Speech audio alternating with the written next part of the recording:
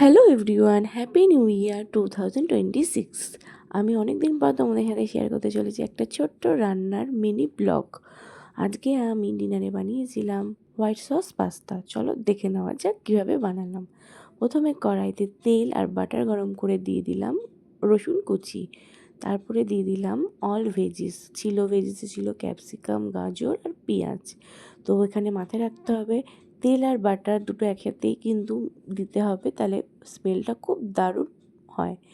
তারপরে ভাজা ভাজা হয়ে যাওয়ার পর একটু নরম হয়ে গেলে ওই ভেজিসগুলো আলাদা পাত্রে তুলে রাখতে হবে। আলাদা পাত্রে তুলে দেওয়ার পর ওই কড়াইতে আমি দিয়ে দিলাম আবার একটু অল্প তেল আর দিয়ে দিলাম বাটার, তারপরে দিয়ে দিলাম ময়দা, তারপরে দিলাম বেশি করে একটু দুধ।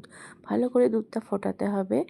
তারপরে দিয়ে দিলাম আমি এখানে অনেকটা ফ্রেশ ক্রিম অ্যাড করলাম। তারপরে অ্যাড করলাম হচ্ছে চিলি ফ্লেক্স আর অরিগ্যানো। যতক্ষণ না ভালো করে মাখা মাখা হচ্ছে ততক্ষণ ফুটিয়ে দিতে হবে। তারপরে আমি এখানে পাস্তা অ্যাড করলাম। পাস্তা অ্যাড করার পর নামানোর আগে আমি চিজ স্লাইস অ্যাড করেছিলাম। তারপরে ভেজিসগুলো আবার অ্যাড করে দিলাম ওই পাস্তার মধ্যে। তারপরে নামানোর আগে আবার চিলি ফ্লেক্স আর অরিগ্যানো দিয়ে পরিবেশন করলাম গরম গরম yummy yummy white sauce pasta.